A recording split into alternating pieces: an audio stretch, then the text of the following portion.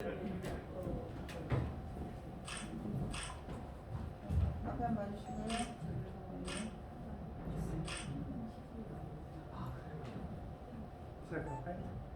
예.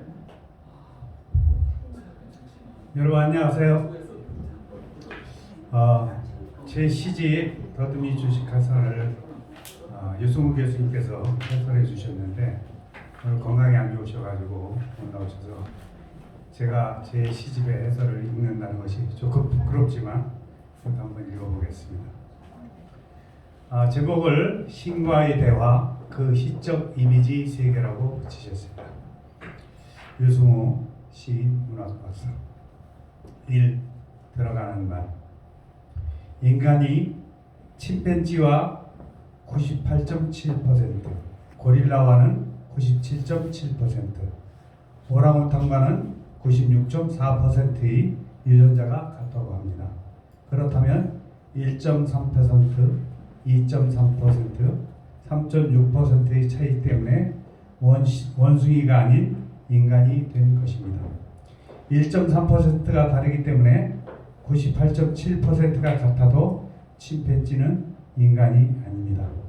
이 1.3%가 인간과 침팬지 사이의 건널 수 없는 강입니다. 이 1.3%가 바로 인간은 왜 인간인가에 대한 답이기도 합니다. 왜 인간일까요? 1.3%의 신비는 무엇일까요? 신비란 눈에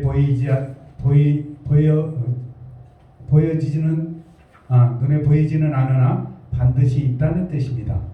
1.3%는 98.7%에 비하면 무시해도 될 것 같습니다. 그러나 그럴 수 없는 것이 이 1.3%가 침팬지는 영원히 건널 수 없는 강이 되기 때문입니다. 침팬지는 인간이 하는 것을 98.7%까지 흉내내면서도 언어만은 따라하지 못합니다. 그렇다면 침팬지가 영원히 건널 수 없는 강은 바로 언어의 강이 되겠습니다.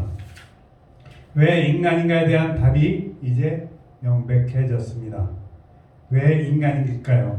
인간이란 우리말로 사람 사이입니다. 혼자서는 사람 사이, 곧 사회적 존재가 될 수 없습니다. 그러니까 말을 습으로 해서 사람 사이가 형성될 수 있다는 것입니다.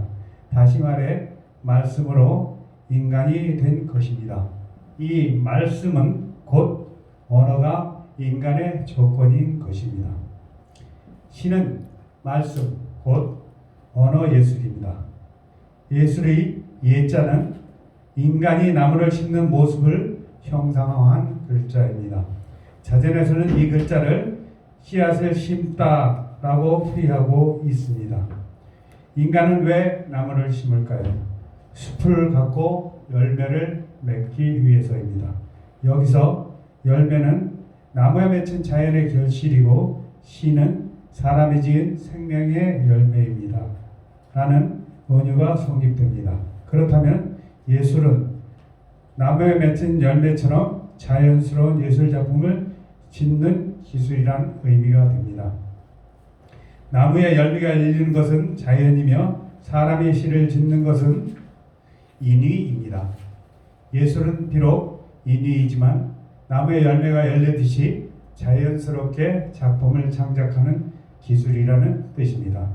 왜냐하면 인위의 인자는 위자를 합하여 거짓 위자가 되기 때문입니다. 자연의 열매가 거짓 없는 생명의 창조이듯이 예술작품도 거짓 없는 예술적 진실이 구원이 되어야 한다는 의미입니다. 사람은 곧 글, 문자입니다. 그래서 사람과 글, 곧 인문은 한 몸입니다. 이는 공간에 존재하는 육신의 상형이고 모는 보이지 않는 마음의 상형입니다. 원래 그를 뜻하는 그럴 문자는 사람의 몸에 심장을 그려넣는 모습을 상형한 글자라고 합니다. 좀 더 자세히 말한다면 죽은 사람의 가슴에 심장을 그려 넣음으로써 부활을 기원하는 의식의 한 과정이었다고 합니다. 그러니까 문은 사람의 심장, 곧 마음입니다. 그러한 인간 이미지가 인문이며 시인 것입니다. 그래서 하이데거는 시를 인간 존재의 구현이라고 말했습니다. 김순진 시인이 더듬이 주식회사라는 표제의 시집을 출간합니다. 시는 영혼의 숲입니다. 특히 한 시인의 시집은 그 시인의 영혼의 원시림인 것입니다. 원시림 속에서는 그 시인의 알몸이 그대로 드러나 있기 마련입니다. 이제부터 김순진 시인의 원시림 속에서 그 알몸을 만나보기로 하겠습니다. 2. 시는 신화이다. 시는 신화이다라는 말은 시의 내용적 정의입니다. 시의 내용, 즉 시는 무엇을 표현하는 것인가라는 물음에 대한 답이라고 할 수 있지요. 그러니까 시의 내용은 신화라는 것입니다. 여기서 필자는 신화의 의미를 밝혀야 할 필요성을 느낍니다. 그러면 신화의 의미는 무엇일까요? 신화 연구가들에 의하면 1. 신들의 이야기 2. 신과의 대화 3. 신의 말씀이 그것입니다. 위 세 가지 신화의 의미 중에서 시의 내용이 되는 것은 2번 신과의 대화입니다. 오늘날 시라고 하면 서정시만을 가리키는 말이 되므로 신과의 대화, 대화는 곧 서정시에 대한 정의라고 할 수 있습니다.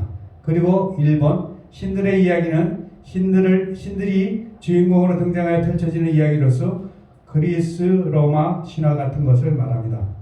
이것도 시의 내용이긴 하지만 서사시와 극시의 내용인 것입니다. 오늘날 소설과 희곡의 내용에 대한 정의라고도 할 수 있습니다. 그러니까 신들의 이야기는 결국 사람들의 마음 이야기로 귀결되는 것입니다. 그리스, 로마 신화에 등장하는 신들도 신은 사람들의 마음을 상징하는 것입니다. 그리고 3번의 신의 말씀은 종교적 차원의 의미라고 할 수 있습니다. 그러니까 서정시는 신들이 대화를 내용으로 하는 것입니다. 시를 한 편 읽어보겠습니다.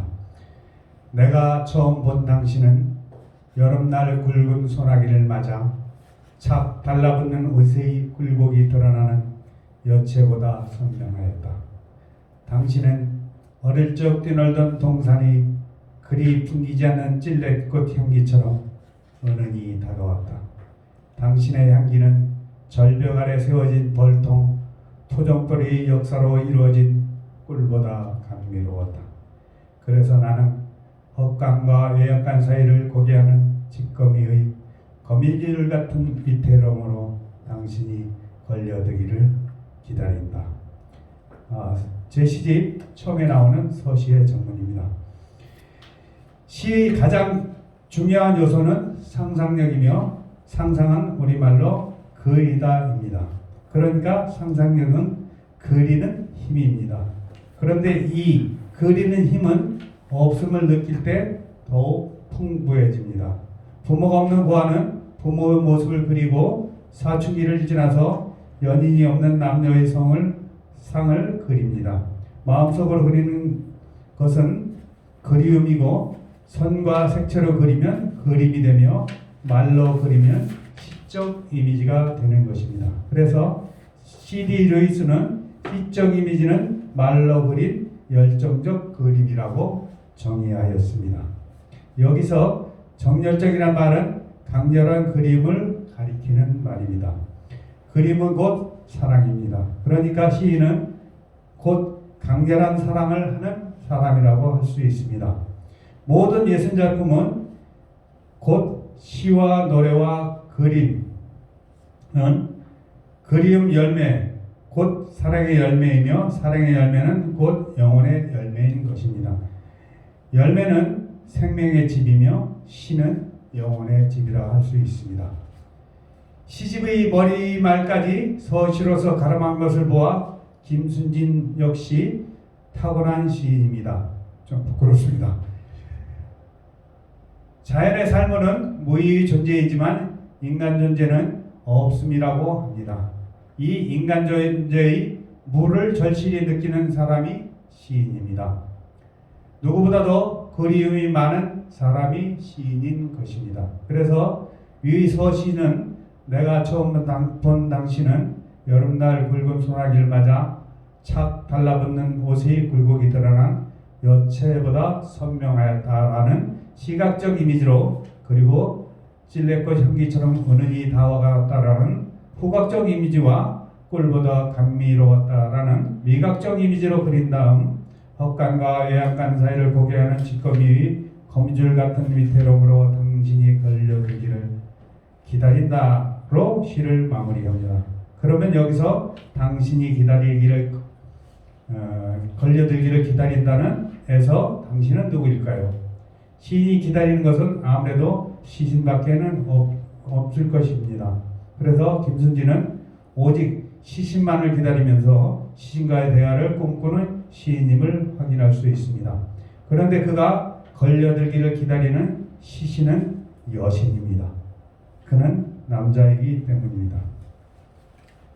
시 한 편을 더 읽어보겠습니다. 종로 3가 지하철 3호선에서 청량리 쪽으로 가는 1호선 열차로 갈아탔다. 열차 칸 사이에 살짝 눈을 뜬 가짜 맹인 2명이 3분 사이로 찬성가에 발을 맞춰 엉거주춤 걷고 있다. 움푹 팬 눈이지만 희망의 감자눈을 잃어 구걸로 연명해야 하는 그들. 어느 병원에 문병 갔다가 꾀병도 병이라는 표를 본 일이 있다. 삶이 얼마나 고됐으면 멀쩡한 사람들이 눈을 감고 더듬이를 택했을까. 등에 맨 달팽이지 가방에 1,000원짜리 몇 입 넣은 그가 삶의 점액질을 발산하며 달팽이 발을 질질 끈다. 하지만 그들이 눈을 떠주기 위해 목숨 거는 심청이도 뱃사람도 보이지 않는다.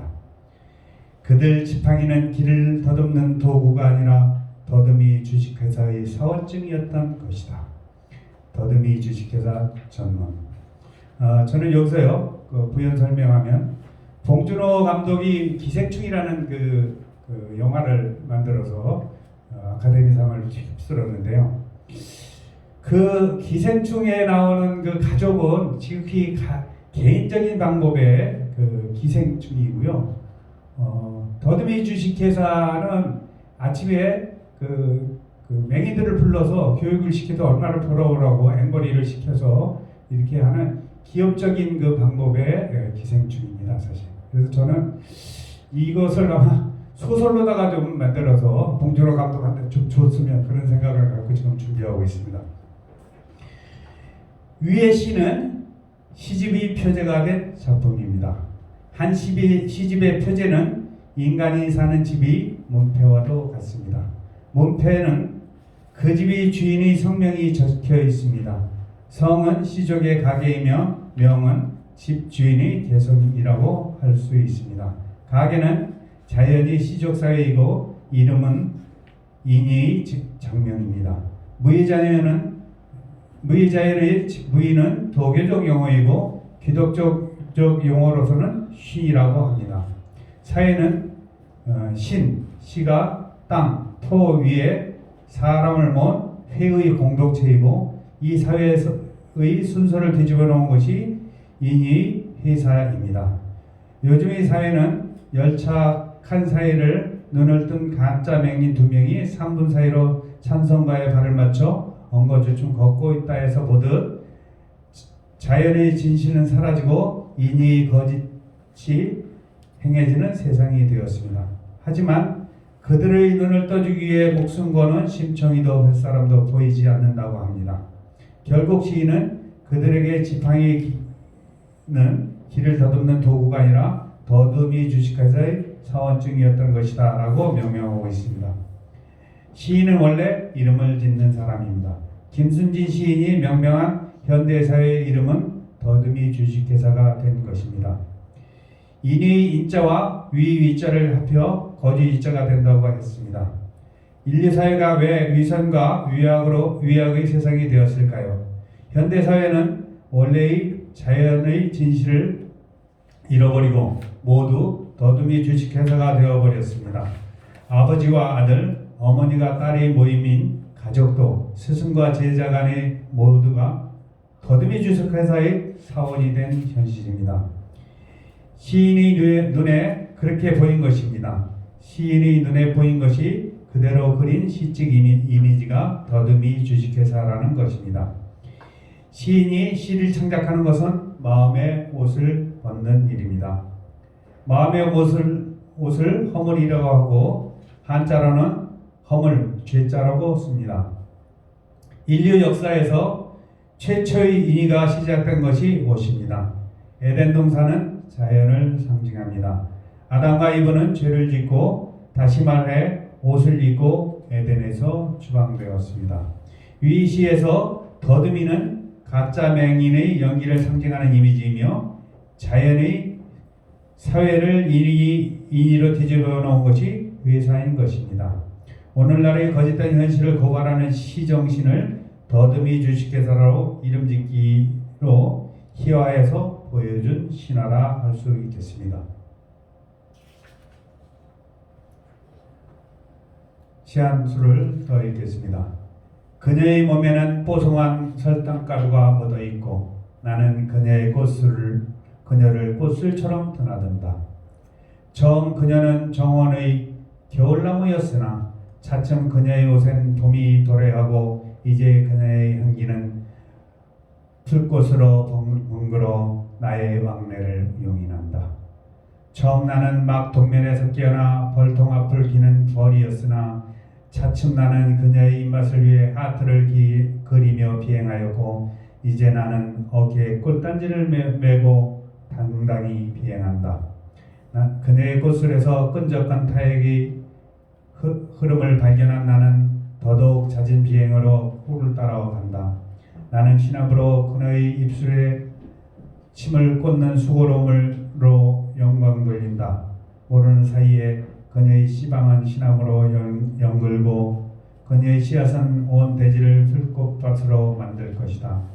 아, 이제 그녀는 나를 에르네스토 체 게바라라는 최상급의 스위트 언어로 불러댄다. 이 시는 한국현대시인협회 사화집 2011년 큰 오색 딱따구리라는 시에 들어있던 시입니다. 인간의 영혼, 즉 마음은 식물성이라 꽃을 피우고 그 결실은 예술 작품이란 열매를 맺습니다. 식물성인 영혼은 동물성인 육신처럼 죽어 없어지지 않고 육신 속에 있는 동안 잠들어 활동을 멈출 뿐입니다. 이 잠든 영혼을 깨워 활동하게 하는 것은 흥이라고 하고 흥이 반대말을 망이라고 합니다. 영혼이 깨어 활동하는 개인이나 집안이나 국가는 흥하고 영혼이 잠들면 망할 수밖에 없는 것입니다. 공자는 이 진리를 알고 시에서 영적 감흥이 깨어 일어나고 그 감흥을 예라는 형식으로 세우고 영적 교감이라는 즐거움, 락에서 생명이 완성되면 된다고 하겠습니다. 그래서 시적 감흥 속에서 사는 시인의 영혼은 육신이 죽은 뒤에 떠돌이가 되지 않고 시 속에서 영혼이 살면서 독자와 만나고 있는 것입니다. 네, 알겠습니다. 공자가 이성적으로 영적 교감을 즐거움이라고 했지만 서양식으로는 신과의 대화인 영적의 경지입니다. 우리는 지금도 만해와 윤동주를 만나고 심지어 조선시대의 윤선도와 황진이까지 만나서 영적 교감을 할 수 있습니다. 영적 교감은 곧 신과의 대화인 신화입니다. 조금 넘어가겠습니다. 3번 시는 이미지다. 시는 이미지라는 말은 시의 형식적인 정의입니다. 신과의 대화인 신의 체험을 어떻게 형상화하여 보여주느냐 하는 물음에 대한 답입니다. 신과의 대화는 지식이나 사상이 아닙니다. 지식이 사상이 설명이라는 형식을 통해 이해할 수 있습니다. 그러나 종교나 예술은 이해가 아니라 느낌이며 체험입니다. 종교의 교리를 이해함으로써 종교의 체험을 할 수는 없습니다. 마찬가지로 음악이나 미술이나 시도 이해하는 것이 아니라 느끼는 것입니다. 시한편을 읽어보겠습니다. 나는 내 겨드랑이를 믿는다. 언젠가 날개가 돋아날 내 겨드랑이를 믿는다. 병아리가 그랬던 것처럼 꺼병이가 그랬던 것처럼 겨드랑이에 날개가 돋아나려면 팔을 마구 져야 한다. 자꾸 빈팔을 져 허공의 동그라미를 그리다 보면 언젠가 내 겨드랑이에 날개가 돋아나겠지. 그날이 내일일 수도 있고 10년 있다 돋아날 수도 있다. 어쩌면 내가 죽어서 관을 박차고 날아올 수도 있을 거야. 그래도 나는 내 겨드랑이를 믿는다. 그래서 오늘도 할머니의 짐을 들어드리고 외국인을 만나면 짧은 영어로 길을 가르쳐준다. 마치 여행 갔다 돈 떨어진 양 일본말로 고결하는 청년이 수작임을 뻔히 알면서도 만원짜리 한 장을 건네며 밥을 사 먹으라 한다. 병아리가 물 한 모금 먹고 하늘 쳐다보는 이유는 날고 싶어서일 거야. 나도 하늘을 날고 싶어 자주 하늘을 본다. 땀이 날 때면 혹시 날개가 돋는 것이 아닌가. 겨드랑이를 들여다보면 곧 돋아날 것만 같은 날개의 기미가 보인다. 나는 내 겨드랑이를 성경 말씀처럼 믿는다. 그래서 겨드랑이에 돋아날 그 아름다운 날개를 믿으며 겨드랑이 밑에 감춰진 천사의 날개를 위해 팔의 수고를 아끼지 않는다. 오늘도 나는 마음을 나누고 물질을 나누고 사람의 향기를 나누며 마침내 천사를 꿈꾼다.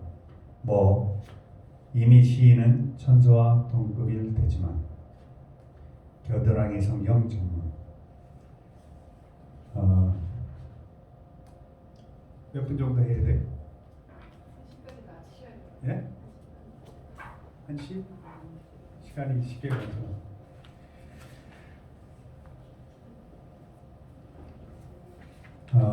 조금 넘어가서 읽어보겠습니다. 그러면 날개란 무엇인가? 하늘을 향해 날아오르려는 의지, 곧 뜻입니다. 인간에게 날개가 없습니다. 날개가 없는 인간이 하늘을 오르러 가는 꿈을 형성한 이미지가 용입니다. 그래서 권력의 상징인 왕자를 용자라고 하는 것입니다. 그러나 용자에 앉은 왕은 모두 이무기가 되었습니다. 이무기는 인간의 생명을 살리는 것이 아니라 죽입니다. 그래서 성경에서는 용을 사탄이라고 했습니다. 그러면 시인의 날개는 무엇입니까? 시인은 병아리가 그랬던 것처럼 꺼벙이가 그랬던 것처럼 겨드랑이에 날개가 돋아나려면 빈팔을 마구 저어야 한다고 했습니다. 어린 새가 스스로 날 수 있을 때까지 날갯짓을 열심히 한다는 뜻이 글자가 익힐 습자입니다. 시인이 날개는 그날이 내일일 수도 있고 10년이 있다 돋아날 수도 있다. 어쩌면 내가 죽어서 관을 박차고 날아오를 수도 있을 거야 라고 합니다. 그렇다면 시인의 날개는 현신의 날개가 아닌 상상의 날개, 곧 시의 날개이며 노래의 날개입니다. 눈에 보이는 날개는 하늘을 오를 수 없습니다. 하늘을 오른다는 것은 하늘일과의 교감, 곧 영적 교감입니다. 날개를 가진 새는 모두 노래를 합니다. 그래서 싱이라 하고 한자로는 운다고 합니다. 시는 상상의 날개를 가지고 있습니다. 상상의 날개는 사랑의 날개입니다. 이 시는 사랑의 날갯짓으로 영적 교감을 하는 시인의 이미지입니다. 한 두 편만 읽고 좀 드리겠습니다. 새벽 2시 창밖에는 소낙비가 쏟아지고 있다. 소낙비는 이 늦은 시간에 서재에 들러 그간의 가뭄을 퇴보하고 있는 중이다. 더딘 초록을 퇴보하고 있는 중이다. 풀꽃의 부진을 퇴보하고 있는 중이다. 강물의 수위를 퇴보하고 있는 중이다. 황사의 오류를 퇴보하고 있는 중이다. 미세먼지의 부당함을 퇴보하고 있는 중이다. 밤의 정막을 퇴보하고 있는 중이다. 차량의 질주를 퇴보하고 있는 중이다. 도둑의 위험성을 퇴보하고 있는 중이다. 참새가 나무에 앉을 때 그냥 앉지 않는다. 나무가 여기 있으니 비행기는 이쪽으로 비행하지 말아주세요. 연이 걸릴 수 있으니 날리지 말아주세요. 추돌할 수 있으니 자동차는 이쪽으로 운행하지 말아주세요. 짹짹짹 퇴보의 밑줄을 긋지만 우리는 겨우 참새가 하는 말이니 무시한다.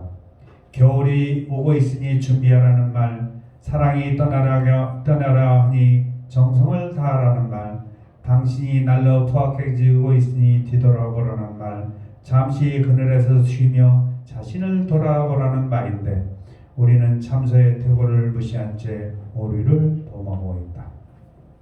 비와 참새의 퇴보법입니다. 위의 시는 2부 표제가 된 작품입니다. 이 시는 새벽 2시 창밖에선 소낙비가 쏟아지고 있도록 시작해서 가뭄 끝에 내린 소낙비로 인하여 발생하는 자연현상을 그간의 가뭄을 퇴보하고 있는 중이다. 더딘 초록을 퇴보하고 있는 중이다. 이렇게 퇴보하고 있는 중이라고 말했습니다. 그리고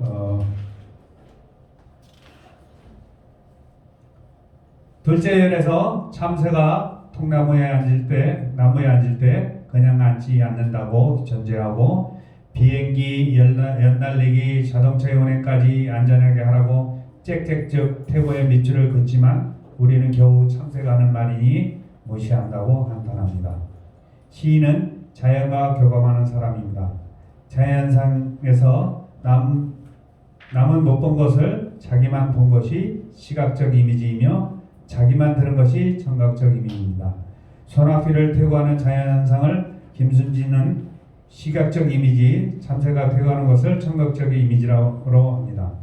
시인은 원래 남은 못 보고 못 들은 것을 보고 듣는 사람입니다. 그래서 시인을 예언자라고 하며 신과의 대화를 하는 사람이라고 한 것입니다. 결국 당신이 날로 포악해지고 있으니 뒤돌아보라는 말인데 우리는 참새의 퇴보를 무시한 채 오름을 범하고 있다고 시를 마무리합니다. 무의의 자연은 그대로인데 이니 문화가 거리의 모습으로 날로 포악해지고 있으니에 대한 경고의 이미지입니다.